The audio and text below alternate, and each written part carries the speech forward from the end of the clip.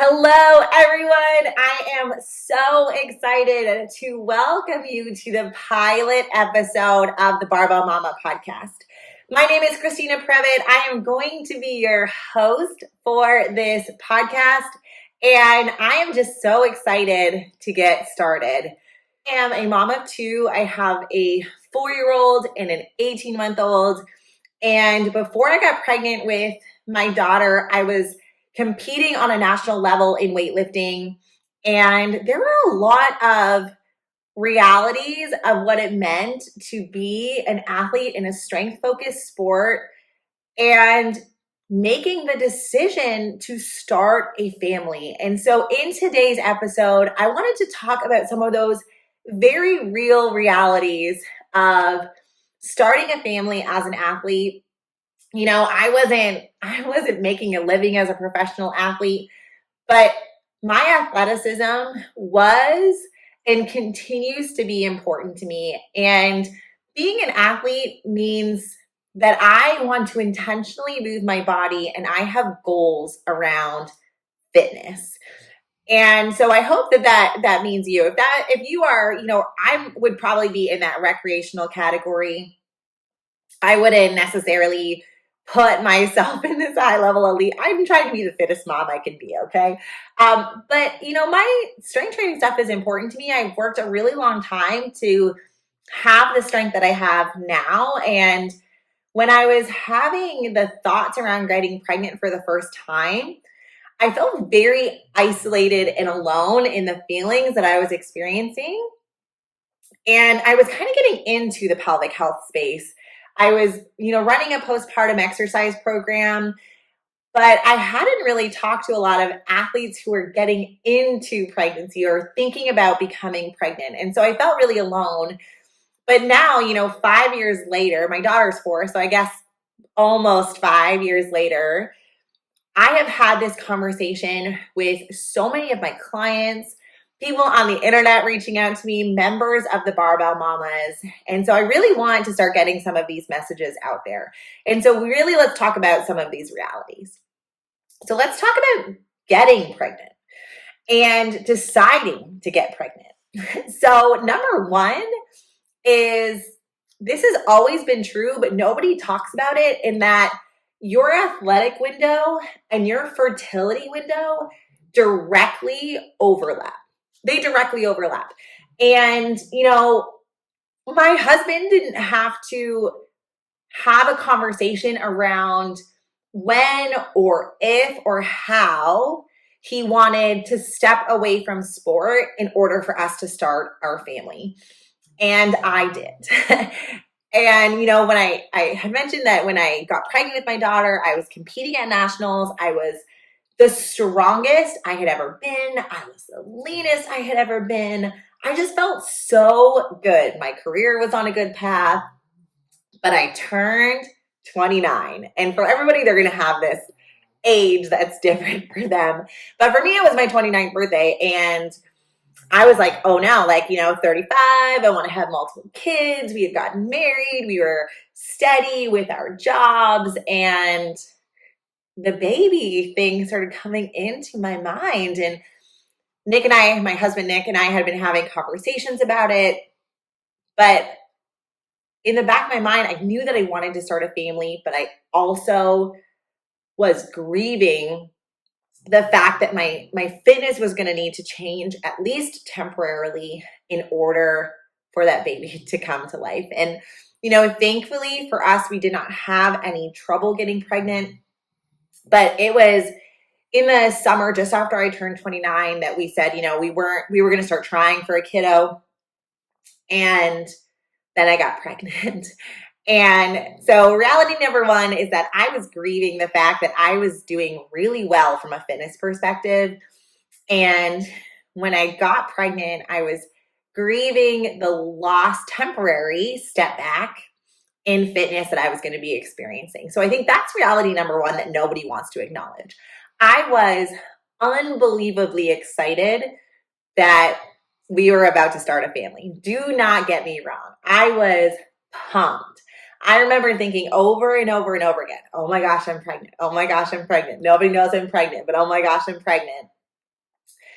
So that was reality number one, is that both of those feelings are allowed to exist. I'm allowed to be sad that I have to step back in my fitness, but also super excited that we are going to have a baby and we're going to start a family.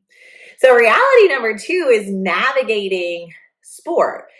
You have no idea how long it's going to take for you to get pregnant. And, so we kind of like pulled the goalie and we were trying, but I had no idea. So from a fitness perspective, I was kind of going in the same path. I was going to be continuing with all of my training until there is something that happened, aka a positive pregnancy test, to tell me otherwise, which was cool. I ended up having a weightlifting meet 6 weeks after I had my positive pregnancy test, or 5 weeks after. I think I was 9 weeks pregnant with my daughter. And reality number two is that you get that positive pregnancy test and you think, okay, does anything need to change? I have no idea. I have never been pregnant before.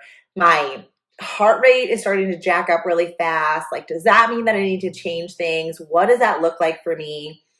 And I really didn't know if I could continue using a weightlifting belt. Like, all of these things over the last 5 years, we've really tried to gain clarity on. And I've done research in this area. I now teach courses in this stuff, and I incorporate it into all of our exercise programs. And I do that on purpose. And so when I was thinking about all these things, I was so lucky to be connected with a high-risk fetal medicine physician. He was an obstetrician who I was able to call up and say, hey, like, I just found out I was pregnant and I did a snatch for the first time. And I know in pregnancy, baby is super far back in pelvis, but I got scared. I've never done this before. I don't want to be a bad mom. You can feel like that really early on. And he was the one that actually really brought my fears down. And to this day, I am still so thankful for him, because he told me that everything was going to be fine. If I had already been doing all of these things, that I was going to be okay. And so I continued training. My fatigue was super high, but thankfully my morning/all-day sickness was not. And I was able to compete. And then things started to switch, right? I got more and more pregnant. My training had to change. And that's where we get, so kind of reality number one is that we're allowed to grieve the process of getting pregnant and what that means for our fitness.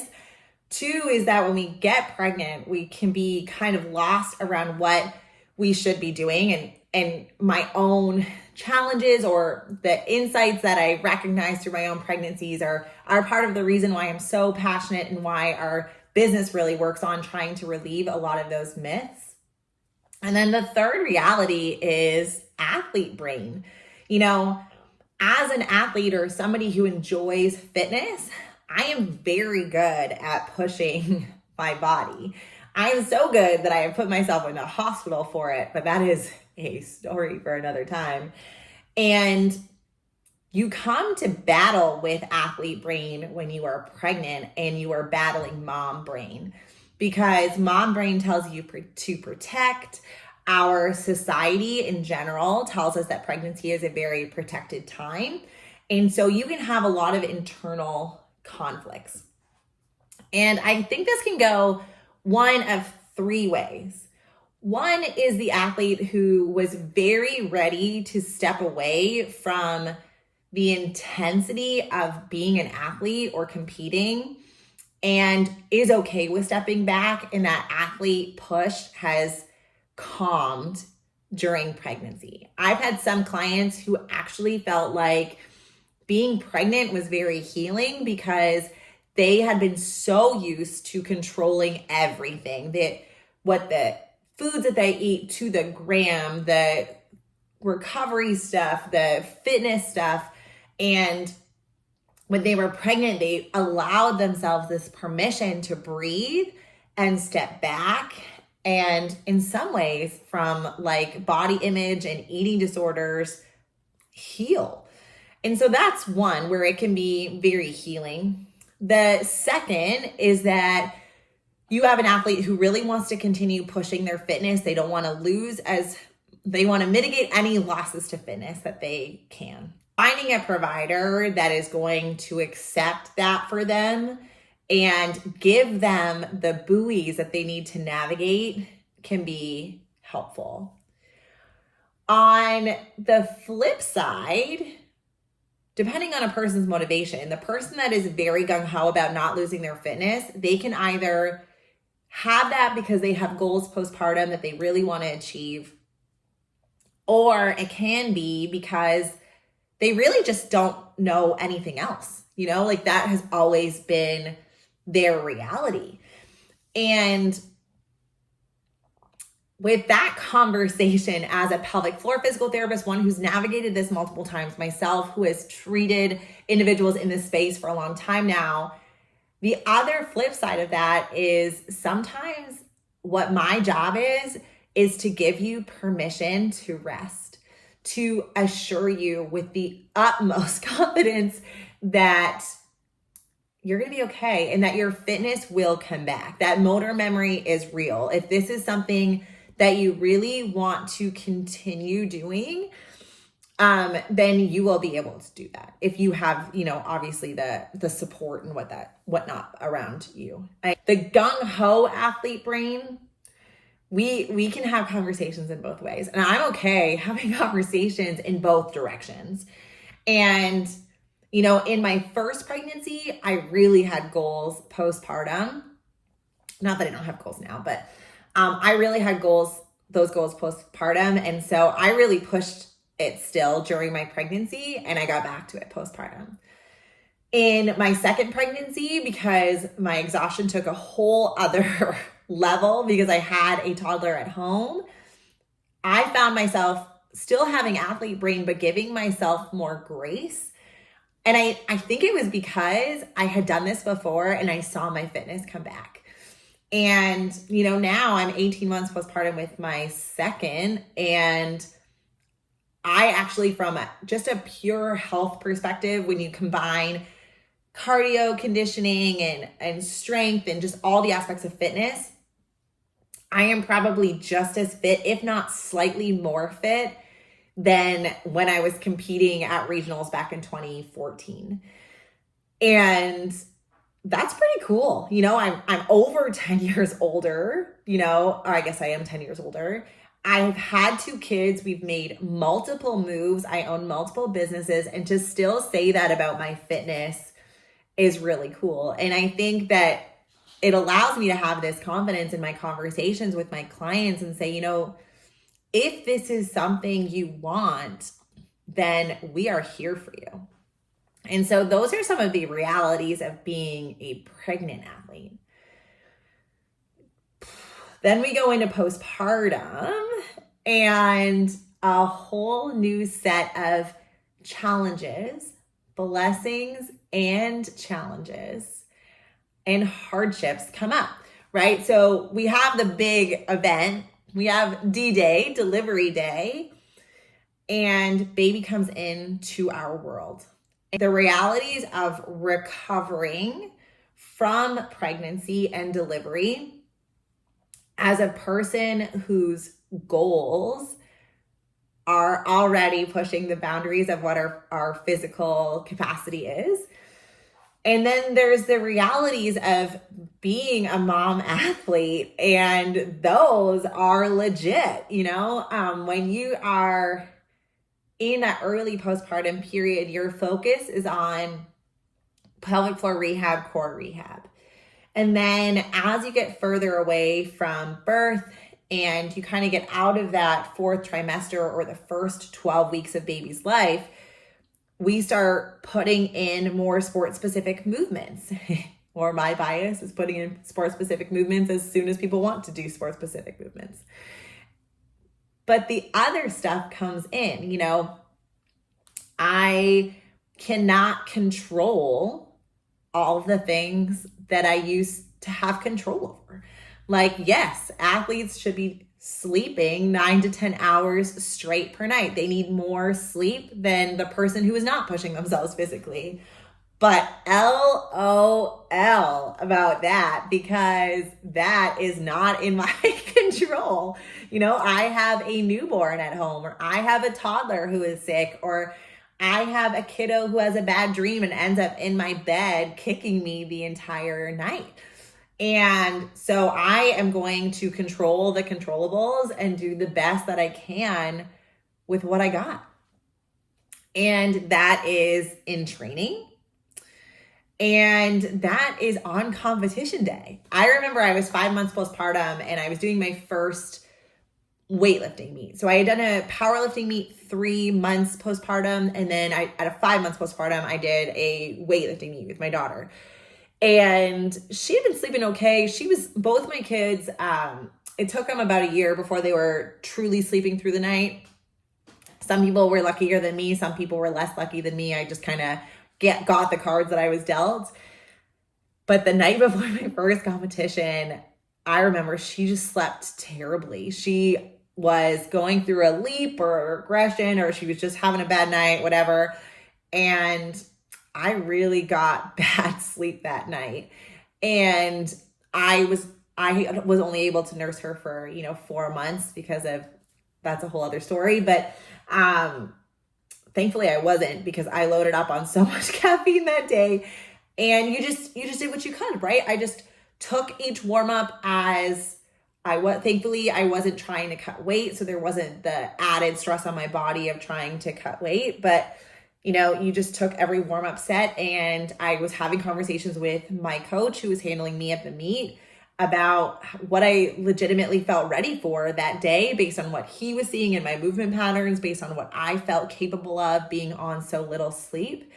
And it was just controlling the controllables. And, I am a much more resilient athlete now, having 2 kids at home, because the small stuff in warm up, or like the timing of my warm up, or, prepping for an event, and it doesn't go the way that I wanted to, I don't stress about it as much anymore. And so the reality is that, my parenting doesn't go on pause because I'm getting ready for a meet, or, the needs of my kids don't slow down because I'm in competitive mode. But while that is a reality, that is a hardship, I've also, just from an athletic perspective, seen it as a blessing, because it is something that has made me more adaptable. And then one of the last realities of trying to get back to exercise in that postpartum period that I kind of wanted to speak to in this first pilot episode, because I really feel like it cues up a lot of the conversations we're going to have, is what happens if things don't go like they were supposed to go? You thought that you were going to have an unmedicated vaginal birth, stuff hit the fan, and you ended up with a C-section you didn't think you needed or wanted. What happens if you're getting back to exercise and all of a sudden you have an injury? For example, getting back to gymnastics and your shoulder hurts. What happens if you are on your good trajectory and then all of a sudden you weren't peeing with double unders and now you are? What do we do when that happens? And I think the reality of being an athlete in general, and definitely the reality of being a postpartum athlete, is that nothing ever goes according to plan. And our rehab is never linear. And I have a lot of conversations with people about, setting up our expectations, and then recognizing that when we are trying to push our bodies, whether that's, in a workout class, or that's in a competition, or in a program that we like from a training perspective, we are going to hit snags.